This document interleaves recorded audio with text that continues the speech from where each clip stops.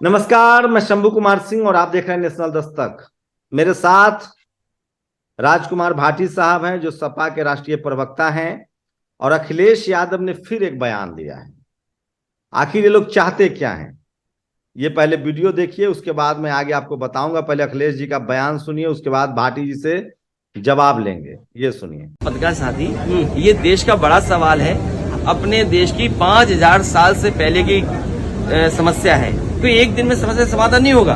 अगर आप महाभारत पढ़ोगे, दानवीर कर्ण के सामने क्या क्या फेस किया था उसने।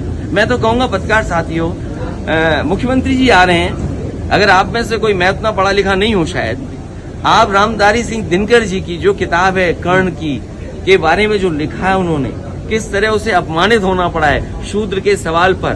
वो युद्ध करना चाहता था, या वो कर्ण जब अपने कई जगह जाना चाहता था कार्यक्रमों में, समारोह में, तो उसे कितना अपमानित होना पड़ा।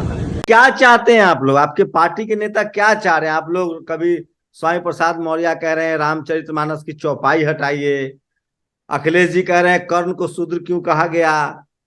क्या आप लोग हिंदुओं को तोड़ रहे हैं?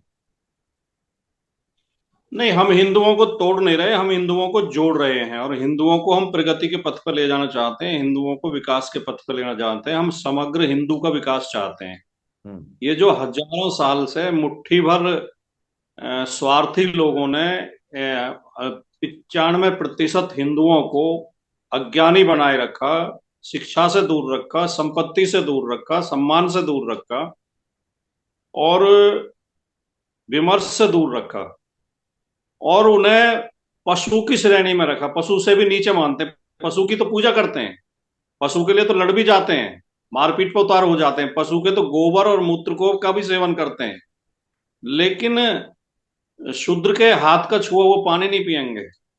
उसकी परछाई भी रामचरितमानस में तुलसीदास ने कहलवाया है उनके निषाद के मुंह से, खुद उनके उनके द्वारा कहलवाया चौपाई है कि लोक वेद सब भात ही नीचा, जे ही छाछ हुई ले ही है सींचा।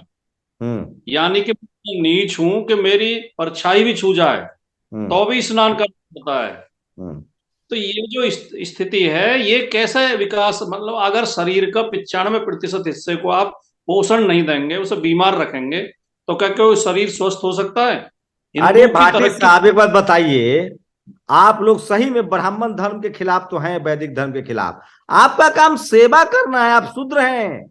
जाट, गुर्जर, पटेल, मराठा, यहां तक कि आप लोग सेवा के लायक है। सेवा करिए। राजपूत, कुर्मी, कोयरी, आप लोग हल जोतिए, भैंस चराइए, सेवा कीजिए।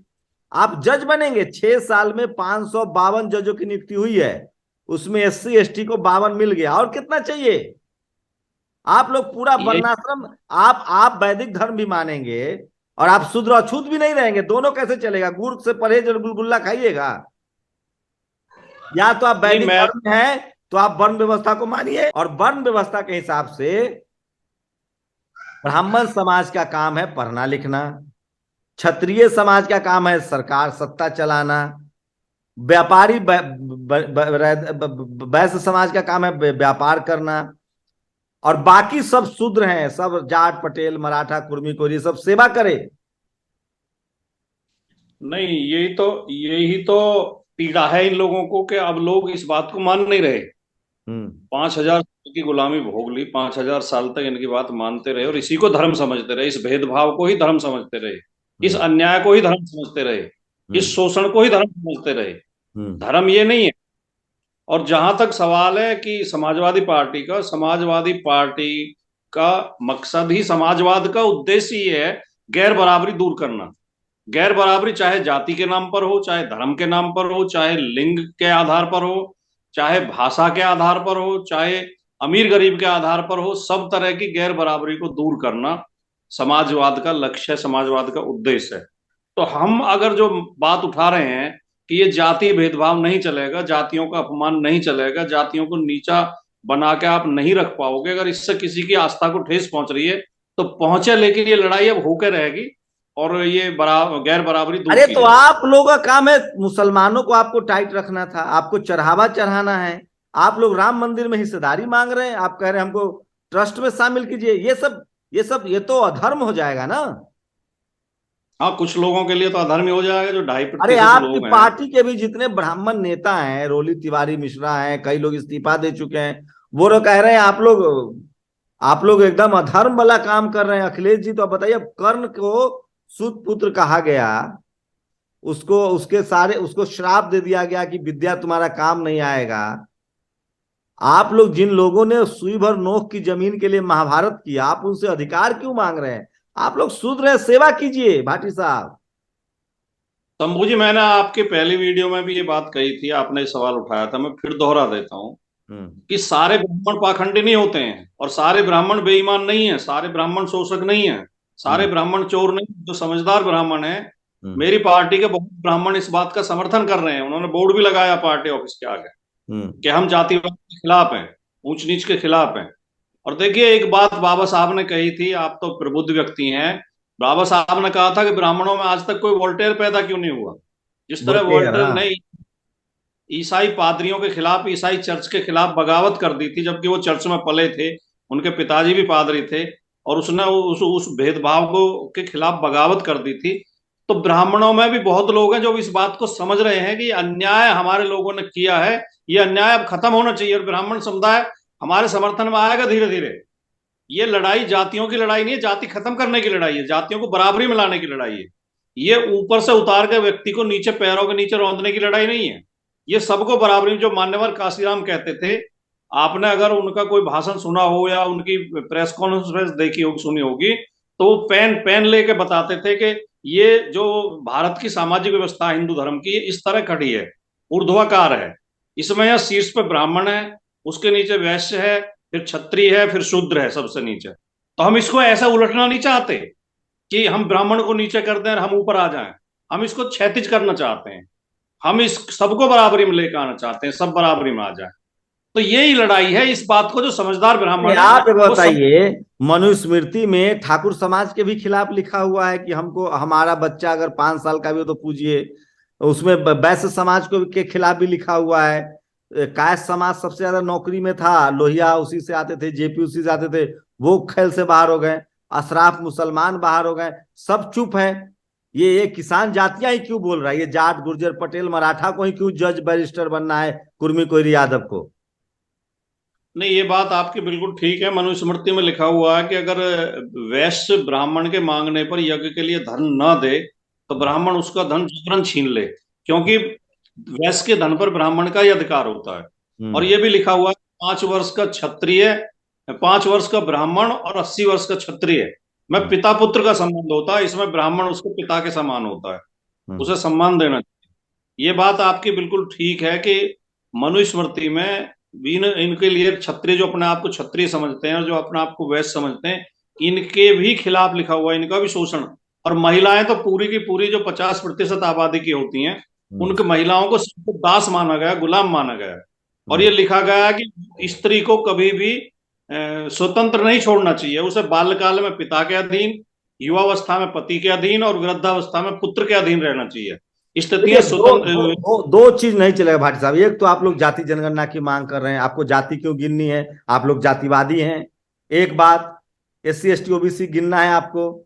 दूसरी बड़ी बात है कि आप लोग हिंदू तो हम भी हैं, हम लोग वैदिक धर्म में हैं। अगर ब्राह्मण धर्म को मानते हैं तो उनके शास्त्रों को मानना पड़ेगा। आप तो रविदास जी की आज रैदास महाराज की जयंती है, वो लिखते हैं, आज से 446 साल पहले उनका जन्म हुआ, वो लिखते थे, जीवन 4 दिवस का मेला रे, बाभन झूठा वेद भी झूठा, झूठा ब्रह्म अकेला रे, मंदिर भीतर मूर्ति बैठी पूजती बाहर चेला रे, लड्डू भोग चढ़ावती जनता मूर्ति के किंग ढेला रे, मूर्ति के ढिंग केला रे, पत्थर मूर्ति कछु न खाती खाते बाभन चेला रे।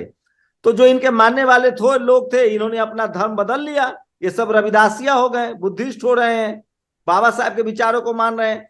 आप लोग अगर वैदिक धर्म में रहेंगे तो ब्राह्मण समाज हमारा सर्वोपरि है।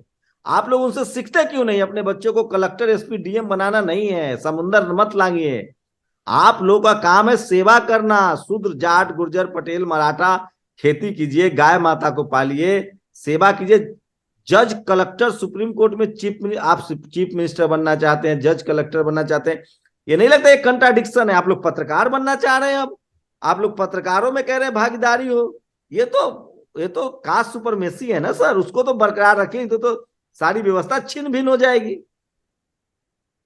नहीं, जो आप कह रहे हैं कि आप शास्त्रों का विरोध क्यों कर रहे हो और इस व्यवस्था का, ये व्यवस्था अब स्वीकार्य नहीं है, क्योंकि अब देश बाबा साहब के संविधान से चलता है। हम्म। और बाबा का संविधान ने सबके लिए रास्ते खोले हैं, सबको शिक्षा का अधिकार है, सबको आगे बढ़ने का अधिकार है, सबको जज बनने का अधिकार है, अध्यापक बनने का अधिकार है, अधिकारी बनने का अधिकार है। ये कुछ लोगों की मानसिकता अभी भी वही 5,000 साल पुरानी बनी हुई है कि हमारी मोनोपोली रहनी चाहिए, हमारा एकाधिकार रहना चाहिए। उस एकाधिकार पर चोट की जाती है तो वो सारे लोग जो स्वार्थी लोग हैं, जिनके हित जुड़े हुए हैं, अपने हित में वो इतने सजग हैं कि वो सारे इकट्ठे होकर चिल्लाने लगते हैं।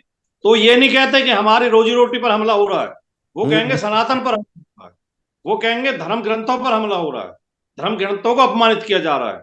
क्योंकि अगर लोग ये समझ जाएंगे, शूद्र समाज के लोग, पिछड़े समाज के लोग, दलित समाज के लोग ये समझ जाएंगे कि बराबरी की बात करने का मतलब तो इनकी जो जो ये हराम की कमाई खा रहे हैं उस पर हमला हो रहा है। अगर पाखंड खत्म हो जाएगा, देश से व्यवस्था खत्म हो जाएगी, तो इन लोगों को भी हमारी तरह मेहनत करके खाना पड़ेगा।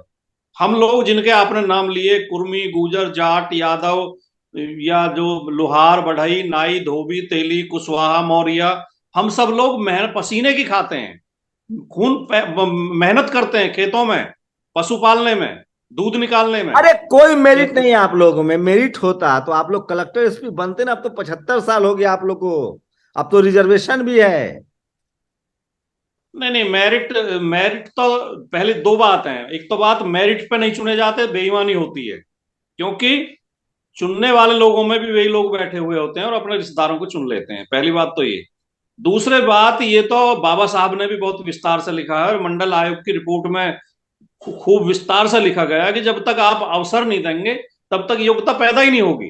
किसी व्यक्ति को आप कोई काम करने का अवसर नहीं देंगे, अगर आप किसी को जज नहीं बनने देंगे, तो उसे कैसे पता चलेगा कि न्याय कैसे होता है।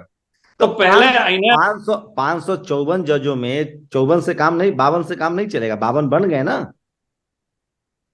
नहीं नहीं, ये तो देखिए, आबादी के जो आप, इसीलिए तो जनगणना की मांग कर रहे हैं हम। जातीय जनगणना की इसलिए मांग कर रहे हैं कि जब तक हमें ये पता नहीं होगा कि किस किस हिस्से को बराबर उसके अधिकार नहीं मिले हैं, किसकी कितनी आबादी है और सरकारी नौकरियों में उसका कितना प्रतिनिधित्व है, कितनी हिस्सेदारी है, जब तक ये रिपोर्ट ठीक से सामने नहीं आएगी, इसके नाम पर कई बेईमानी की जाती है, कई बातों को छिपा कर रखा जाता है। या आप और बताइए, जब आप लोग पहले रामचरितमानस के 2 चौपाई तुलसीदास दुबे पर सवाल खड़ा किए, आज अखिलेश यादव कर्ण पर सवाल कर रहे हैं, कल आप एकलव्य पर आइएगा, परसों आप शंभु ऋषि पर आइएगा। ये कब तक? ये तो आप लोग रोज एक मांग नया खड़ा कर दीजिएगा, रोज एक एक बात ले आइएगा। बिल्कुल, ये चीजें तो उठेंगी जब आप अन्याय का के जो अन्याय है उसके ऊपर पर्दा डालने के लिए धर्म का और ग्रंथों का सहारा लेंगे, तो ग्रंथों में सवाल तो उठेगा कि एकलव्य का अंगूठा क्यों कटवाया गया था। एकलव्य उनसे भी ज्यादा योग्य धनुर्धर था, उसे केवल इसलिए द्रोणाचार्य ने यही तो कहा था कि आप क्षत्रिय नहीं हो इसलिए मैं आपको शिक्षा नहीं दे सकता, तो मैं शूद्र केवल है ना, क्षत्रिय। वो निषाद था, शूद्र था, निषाद परिवार में पला था। तो ये आज तो संविधान इसकी इजाजत देता है, आज तो देश संविधान से चल रहा है। अगर किसी समय या आपने परपाटी बना के रखी और हमारे लोगों में हिम्मत नहीं थी उसका विरोध करने की, तो आज तो बाबा साहब का संविधान हमें ये ताकत देता है, ये हिम्मत देता है कि हम उस अन्याय का विरोध करें। हमारे एकलव्यों के अंगूठे अब न काटे जाएं, हमारे कर्ण अब शूद्र बता के अपमानित ना किए जाएं, अब हमारे संबुकों की गर्दन ना काटी जाए। तो आज तो ये बचाइए नहीं ना, होगा। दिल्ली में जेएनयू के बगल में आईएमसी में 4 ओबीसी छात्र प्रदर्शन कर रहे हैं, उनको बाहर कर दिया है उपाध्याय जी ने कॉलेज से। जी हाँ, जी हाँ, हर कॉलेज, हर जाट यूनिवर्सिटी का है, यही, जाट है, कुम्हार है, ओबीसी है, चारों बच्चे। हर कॉलेज, हर यूनिवर्सिटी का यही हाल है। हर जगह उपेक्षा हो रही है, एडमिशन नहीं दिए जा रहे हैं। एडमिशन मिल जाते हैं तो वाइवा में, प्रैक्टिकल में मार्क्स नहीं दिए जाते हैं, उनकी डिवीजन खराब की जाती है, उन्हें फेल कर दिया जाता है, किसी तरह पास होकर भी बाहर आ जाते हैं। रिटन में, लिखित एग्जाम में अच्छे नंबर ले आते हैं तो इंटरव्यू में उनके नंबर काट दिए जाते हैं, उन्हें सेलेक्ट नहीं किया जाता। किसी को नौकरी भी मिल जाती है तो उसे नौकरी में इतना परेशान किया जाता है कि उन्हें नौकरी इस्तीफा देना पड़ता है, छोड़नी पड़ती है। ये भेदभाव चल रहा है, तब तक चल रहा है जब तक कुछ लोगों का वर्चस्व है, और वो वर्चस्व इन साथ, ये उस वर्चस्व के लिए ये तमाम कड़ियां जोड़नी पड़ेंगी हमें। ये ये पुरानी वर्चस्व पुस्तकों कहाँ में, से आता है? संविधान तो ये वर्चस्व देता नहीं है, तो क्या उनके धर्म ग्रंथों से वर्चस्व आता है? भारत के संविधान की भावना का अभी 25% भी व्यवहार में लागू नहीं हो पाया है। वो पुस्तकों में बंद है।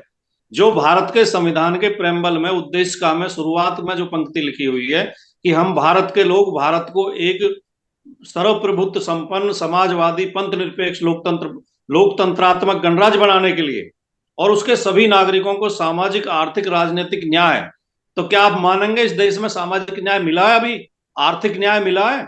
एक अडानी जैसा आदमी जब कोरोना पीरियड में, जब देश कंगाल हो रहा था, जब लोगों की जेब खाली हो रही थी, लोग भूखे मर रहे थे, लोगों की आय घट रही थी, तब वो तरक्की करते हुए देश का सबसे अमीर आदमी बन गया, दुनिया के ये नहीं सुनेगा टीवी अखबार। वो अडानी पर हमला, राष्ट्र पर हमला है। ये तो इस देश के नागरिकों को देखना पड़ेगा कि ये जो मुख्य चैनल हैं, जो इलेक्ट्रॉनिक चैनल हैं, ये क्या खेल खेल रहे हैं। एक इतना बड़ा घोटाला खुला जिसमें 9 लाख करोड़ का जनता की जेब का पैसा चला गया, बर्बाद कर दिया, उस पर कोई चर्चा नहीं है, उस पर कोई डिबेट नहीं है, कोई चैनल उसको नहीं उठा रहा। और सरकार जो सिद्दीक कप्पन जो पत्रकार थे केरला के, उनकी 5,000 रुपए के लिए ईडी ने उन्हें जेल में बंद रखा 1 साल। 1 साल पहले उनकी 45,000 रुपए मिले थे उनके अकाउंट से। नहीं, 5,000 रुपए की हेरा फेरी थी, 5 या 50,000 की होगी, मतलब 5,000 गलत 45,000 के फॉरेन से, कोई विदेश से पैसा आया था के लिए उस व्यक्ति को 1 साल तक रोक कर रखा गया, जबकि दूसरे केस में उसकी जमानत हो गई थी। और 9 लाख करोड़ के आदमी को ईडी नोटिस तक नहीं दे रही है, जिसमें 9 लाख करोड़ जो देश का जिसने बर्बाद कर दिया, और लोगों के LIC बर्बाद कर दी, स्टेट बैंक बर्बाद हो जाएगा, और जिसके खिलाफ 3 देशों में जांच शुरू हो चुकी है, 3 देशों में उसके खिलाफ जांच हो चुकी है, लेकिन भारत में उसके खिलाफ कोई जांच तक नहीं शुरू की गई है। तो ये बेशर्मी देख नहीं रहा है देश, इस देश के नागरिक देख नहीं रहे हैं कि मीडिया में बैठे लोग और सरकार में बैठे लोग और न्यायपालिका में बैठे लोग, ये तीनों उसी समुदाय के, शोषक समुदाय के लोग हैं और आपस में रिश्तेदार हैं। इन्होंने हाथ मिला रखे हैं, ये अपने पापों पर पर्दा डालते हैं। जब कोर्ट में जाएंगे तो कोर्ट नहीं सुनेगी, और अगर मसला उठाएंगे तो मीडिया में चिल्लाने लगेंगे, एंकर बोलने नहीं देंगे, और सरकार में जाएंगे तो सरकार के लोग भी उन्हीं के हैं। तो ये कितने दिन तक ये बेईमानी और ये धूर्तता चलेगी, और ये आप कितने दिन तक इस पर पर्दा डाले रखोगे? आखिर तो ये जनता के सामने आना ही है। अब अच्छा, जनता पार्टी का क्या स्टैंड है? देखिए, 3 बड़े लोग हैं, वो राष्ट्रपति द्रौपदी मुर्मू, महामहिम राष्ट्रपति, उपराष्ट्रपति धनखड़ साहब जो खुद किसान फैमिली से आते हैं, और किरण रिजिजू जो कि कानून मंत्री। उन्होंने कहा है कि कोलेजियम नहीं हटाने दिया जा रहा है हमको। देखिए, कोई पद पर बैठा व्यक्ति किस जाति से आता है ये कतई महत्वपूर्ण नहीं है, वो किस वर्ग के लिए काम कर रहा है ये महत्वपूर्ण है। द्रौपदी मुर्मू किस वर्ग से आती हैं, हम पे इसका क्या फर्क पड़ता है? VP सिंह तो हमारे समाज से नहीं आते थे, हमारे OBC से नहीं आते थे। VP सिंह ने मंडल आयोग की रिपोर्ट लागू की तो हमारे आदमी तो वो थे। अर्जुन सिंह तो हमारे OBC समाज से नहीं आते थे, उन्होंने शिक्षा में आरक्षण दिया। डॉक्टर लोहिया तो OBC नहीं थे, उन्होंने कहा संसोपा ने बांधी गांठ, पिछड़ा पावे 100 में 60। अगर कोई हमारे समाज का, डॉक्टर लोहिया इसे लासेबाजी की राजनीति कहते थे।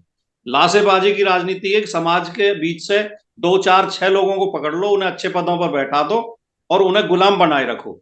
लेकिन भाषा जजों को लेकर फटकार लगाई है द्रौपदी मुर्मू ने, जो सुप्रीम कोर्ट के जो चीफ जस्टिस हैं, जो ब्राह्मण समाज से आते हैं, DY चंद्रचूड़, उनके सामने कहा कि मुझे पता है जेलों में कौन लोग बिना जमानत होने के बाद भी बंद हैं, आप लोग संवेदनशील होइए। कोलेजियम सिस्टम तो हटना चाहिए ना सर। कल आपकी सरकार आएगी तो आप अपने जज बना लीजिएगा, कोलेजियम सिस्टम तो हटे।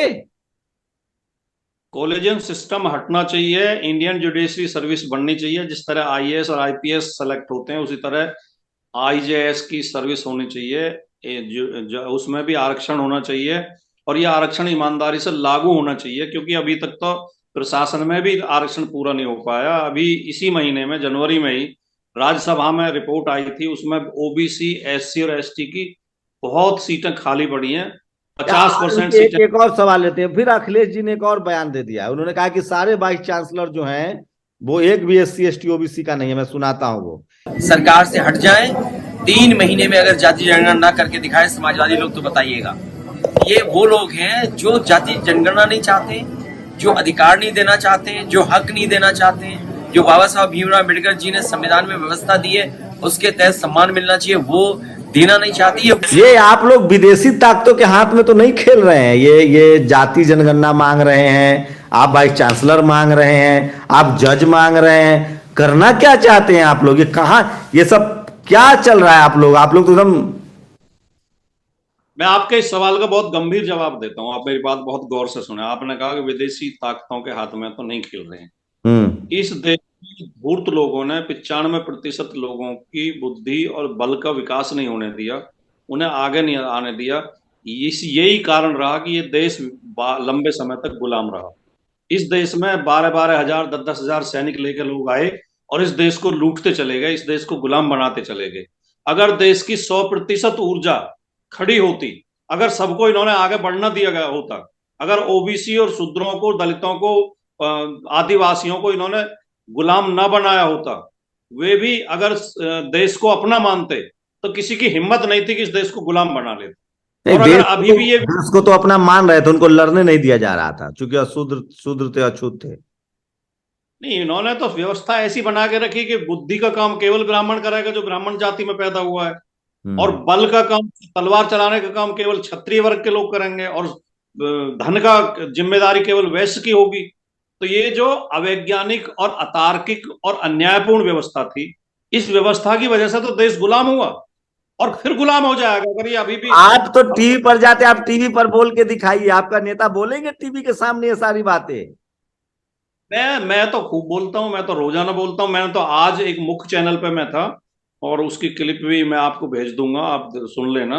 मैं तो स्पष्ट तौर पर देश में, शंभू जी, मैंने उस चैनल पे बोल कर आया हूं कि इस देश में कई करोड़ लोग ऐसे हैं जिनका रोटी रोजगार केवल इस पाखंड और वर्ण व्यवस्था से चलता है, इसलिए वो इसे बनाए रखना चाहते हैं। और जब भी पे हमला होता है, वर्ण व्यवस्था पे हमला होता है, तो सारे लोग चिल्लाने पड़ लगते हैं, क्योंकि इन्हें पता है कि अगर ये पाखंड खत्म हो गया तो तुम जो हराम की कमाई खा रहे हो, ये तुम्हें मेहनत करके खाना पड़ेगा। चलिए मान लीजिए आपको पुजारी बना देते हैं, तो जज बनने की मांग छोड़ दीजिएगा, कलेक्टर, एसपी, डीएम नौकरी छोड़ दीजिएगा? हमें बनना ही नहीं है पुजारी, हमें बनना ही नहीं है, हमें कोई पाखंड करना ही नहीं है, हमें तो पाखंड खत्म करना है। हमें तो सरकार में हिस्सेदारी चाहिए, प्रशासन में हिस्सेदारी चाहिए, शिक्षा में हिस्सेदारी चाहिए, सम्मान चाहिए। समाजवाद का मतलब है शिक्षा, संपत्ति और सम्मान, ये सबके लिए हो एक समान। तो अब तो केशव प्रसाद मौर्य ने भी आज कह दिया कि भैया जाति जनगणना से हमको आपत्ति नहीं है। क्या लगता है, अखिलेश जी तो उनको ऑफर कर रहे थे कि मुख्यमंत्री बना देंगे, पिछड़े हैं। दिन बाद आप देखना, अखिलेश यादव जिंदाबाद करता हुआ घूमेगा, बाबा साहब जिंदाबाद करता हुआ घूमेगा। ये इनका पाखंड अब खुल रहा है, ये लोग नंगे हो रहे हैं। इन्हें समाज के लोग ही इन्हें इनकी औकात बता देंगे, इनकी मजबूरी हो जाएगी खड़े होना। तो ये एक बताइए, क्या वजह, ये दक्षिण करुणा स्टालिन वही भाषा बोल रहे हैं, तेजस्वी वही भाषा बोल रहे हैं, अखिलेश जी वही भाषा बोल रहे हैं, अब आकाश आनंद भी वही भाषा बोल रहे हैं, ये सब लोग आप एक ही भाषा बोल रहे हैं आप कि भैया धर्म ग्रंथ नहीं, अब चलेगा संविधान ग्रंथ। जब वो कहावत है ना कि पाप का घड़ा भर जाता है, या जो अत्याचार की सीमा पूरी हो जाती है, तब लोग बगावत पर उतर आते हैं और वो उनकी समझ में आ जाता है, तो सब लोग एक ही भाषा बोलने लगते हैं। ये भाषा कोई सिखाई नहीं गई है, ये कोई आपस में बात करके नहीं बोल रहे हैं। ये सब इस सच को समझ रहे हैं कि अन्याय हुआ है, अन्याय हो रहा है आज भी, और उस अन्याय को बनाए रखने में ये जो फर्जी इन्होंने व्यवस्था बना रखी, इसका बड़ी भूमिका है। इसलिए फर्जीवाड़े को खत्म करना पड़ेगा, सबको बराबर का हक, बराबर सम्मान, बराबर के अधिकार देने पड़ेंगे। इसलिए सब आपको लगता है कि इससे एक जो हिंदू मुस्लिम की राजनीति थी वो रुक जाएगी, और धर्म के नाम पर जो गोलबंदी थी उसको रोकने में आप लोग कामयाब होते दिख रहे हैं? हिंदू मुसलमान की राजनीति थी, इसलिए ये मंडल कमंडल का जो एक मुहावरा प्रयोग किया जाता है, जो आमतौर पर पत्रकारिता में बहुत किया जाता है, मंडल बनाम कमंडल। ये कमंडल कब आया था? ये तब आया था जब 1990 में मंडल लागू हुआ था। जब मंडल आयोग की सिफारिशें लागू करने की घोषणा वीपी सिंह ने की, तो क्योंकि वो सरकार भारतीय जनता पार्टी के समर्थन से चल रही थी, तो आडवाणी जी राम रथ यात्रा लेकर अयोध्या के लिए चल दिए। कि मैं हिंदू मुसलमान करूंगा अगर तुम इन पिछड़ों को अधिकार दोगे, इन पिछड़ों को नौकरियों में लेकर आओगे। मंडल के विरोध में पूरी भारतीय जनता पार्टी, पूरी आरएसएस सड़क पर थी। तो ये जो कमंडल की राजनीति है, जो हिंदू मुसलमान की राजनीति है, ये केवल पिछड़ों के और दलितों के हक मारने के लिए राजनीति है। ये मुसलमानों से कोई इनकी दुश्मनी थोड़ी है, मुसलमानों से इनकी सबकी रिश्तेदारी है। आरएसएस के बड़े बड़े नेताओं की, बीजेपी के बड़े बड़े नेताओं की, इन्होंने तो अपनी बेटियां तक दे रखी हैं उनके घरों में। इनकी सबकी रिश्तेदारी है, ये सब मिले हुए हैं आपस में। असली भविष्य निशाना तो भविष्य पिछड़े भविष्य हैं। भविष्य पुराण में अल्लाह उपनिषद तक लिखा गया है कि मुसलमानों को उस समय अकबर को इन लोगों ने भगवान के तुल्य बताया है। आज पिछड़ी जातियां और दलित और आदिवासी एक इकट्ठे होकर, जागरूक होकर, इकट्ठे होकर आज इस व्यवस्था को बदल दें, राजनीतिक व्यवस्था बदल दें, कल को इनका शासन आ जाएगा, इनके गुण गाने लगेंगे। ये तो अवसरवादी हैं, इनका कोई सिद्धांत थोड़ी है। ये तो जो कुर्सी पे बैठा, जो सिंहासन पे बैठा, उसी से रिश्तेदारी कर लेते हैं और उसी का गुणगान करने लगते हैं। तो जब अकबर कुर्सी पे बैठे तो अकबर का गुणगान कर रहे थे। एक एक एकदम गंभीर सवाल है कि क्या आपको लगता है कि अब जो SC ST OBC है वो तो हैं, जो किसान जातियां हैं, जो खासकर जो 97% में हिंदू की बात कर रहा हूँ, ठाकुर समाज भी सुप्रीम कोर्ट से गायब है। क्योंकि ठाकुर समाज में SP सिंह जैसे पत्रकार हुए जो न्याय के पक्ष में बात करते थे, अर्जुन सिंह हो जिन्होंने पिछड़ों को कॉलेज में रिजर्वेशन दिया, BP सिंह हो जिन्होंने नौकरियां दी, महाराणा प्रताप के लोग वंशज हैं, महाराणा प्रताप ने घास खाया लेकिन वो मुगलों से कंप्रोमाइजेज नहीं किए जैसे शिवाजी महाराज या टीपू सुल्तान। तो क्या लग रहा है ये राजपूत समाज को भी तो ये सिस्टम, राजपूत समाज एक भी सुप्रीम कोर्ट में जज नहीं है, एक भी राजपूत समाज को भारत रत्न नहीं मिला है, आप लोग उनका अधिकार की बात क्यों नहीं करते हैं? तो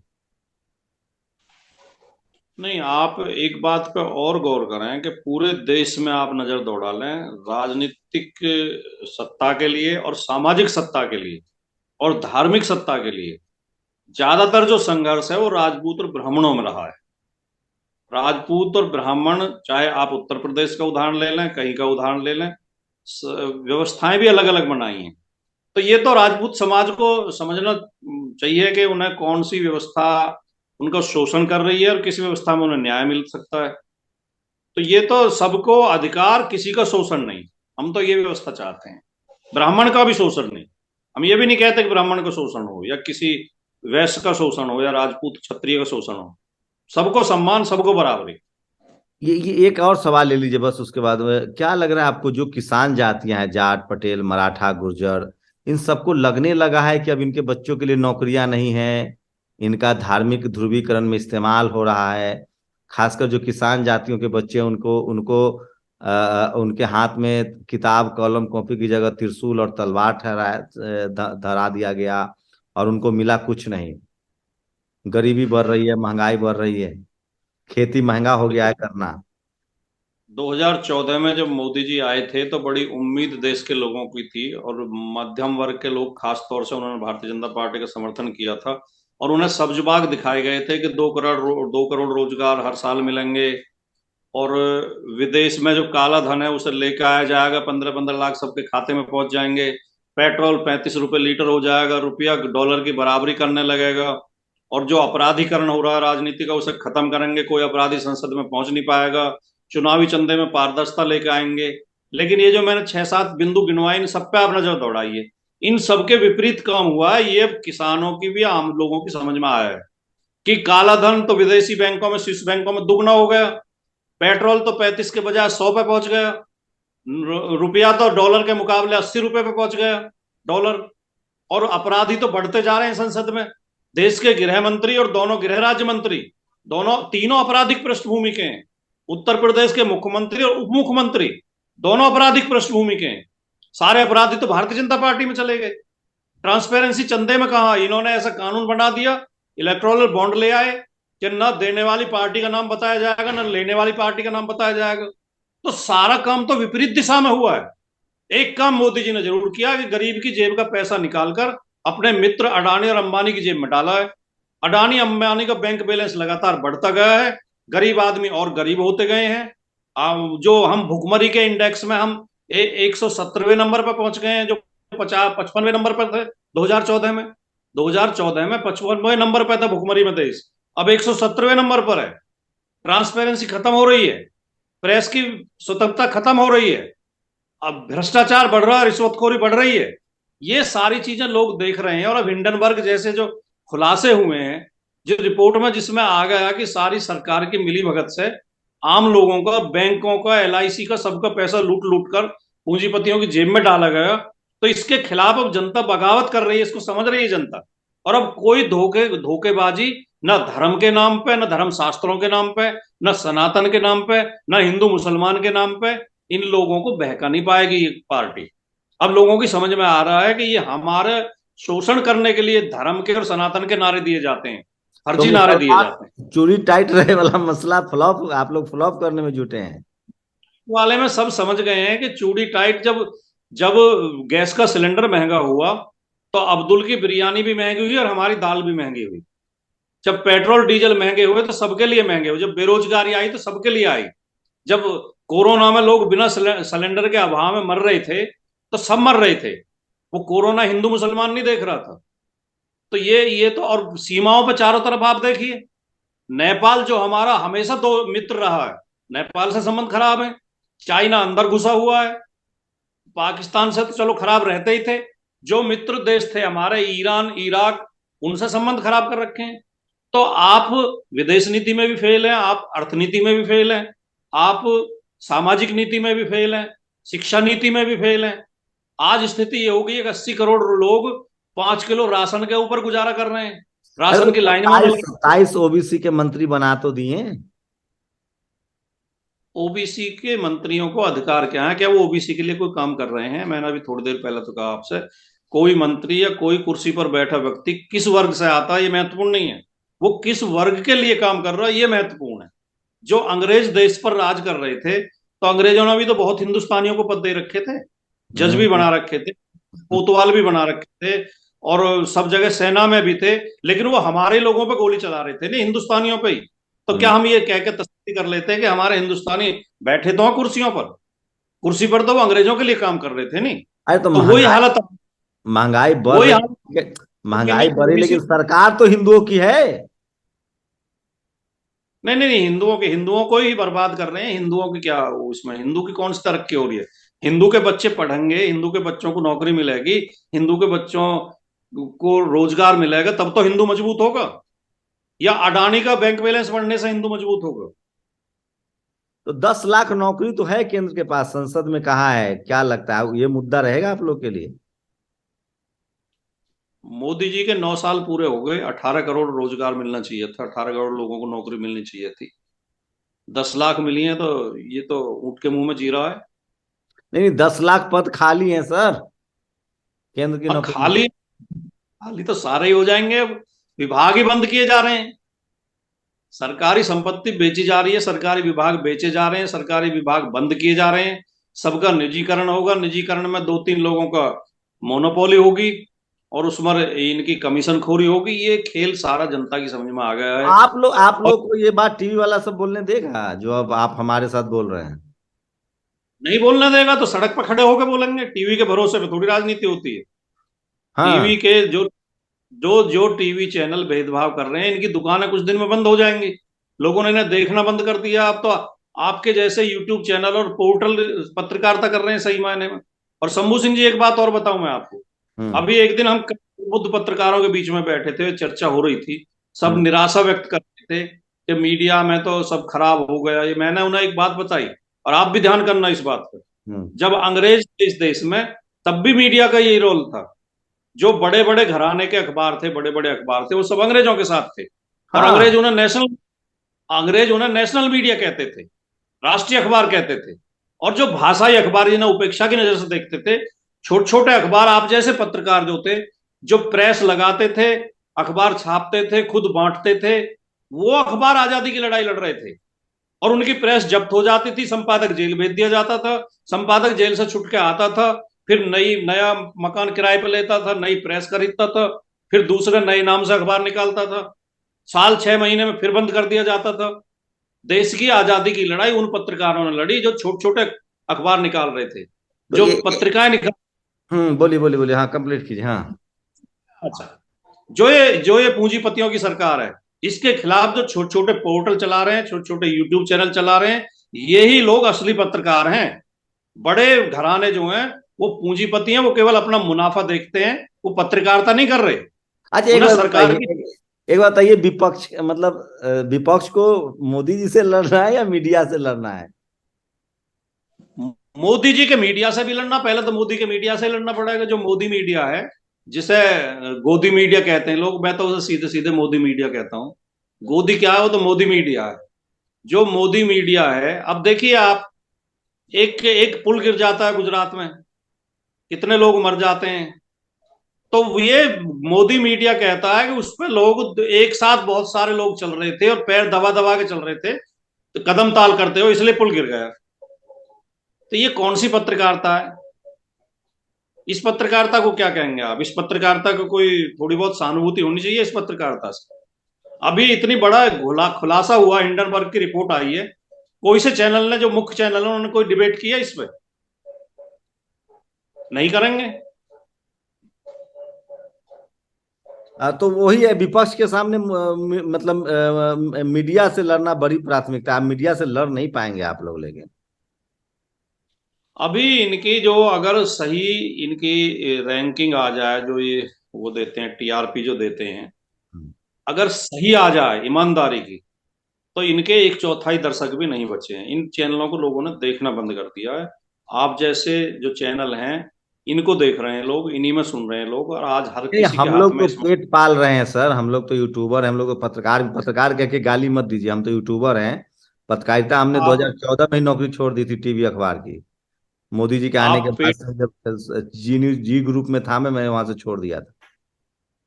देखिए, आप पेट नहीं पाल रहे, आप देश को बचाने का काम कर रहे हैं। जो गणेश शंकर विद्यार्थी कर रहे थे, वो आप कर रहे हैं।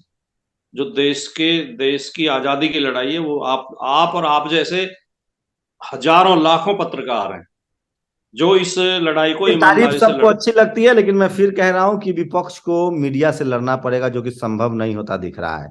मीडिया में वो ताकत है जो दोषी को निर्दोष और निर्दोष को दोषी साबित कर दे, ये मार्शल ने कहा है। फिलहाल इस देश के 97% लोगों के पास टीवी अखबार नहीं है, न उनके पास पत्रकार है। शुक्रिया भाटी साहब हमारे साथ जुड़ने के लिए। भाटी साहब की पूरी बातचीत पर अपनी प्रतिक्रिया जरूर दीजिएगा। मैं सरकार का पक्ष इसलिए रख रहा था क्योंकि यहाँ सरकार कोई नहीं था। शुक्रिया सर हमसे बातचीत करने के लिए। नेशनल दस्तक की आपसे गुजारिश है कि अगर इसको बचाना चाहते हैं तो नेशनल दस्तक को सब्सक्राइब करने के लिए रेड कलर के सब्सक्राइब बटन को दबाएं, फिर बेल आइकन की घंटी दबाएं। नेशनल दस्तक को बचाने के लिए बहुत जरूरी है कि हर खबर को शेयर करें, लाइक करें, कमेंट जरूर करें।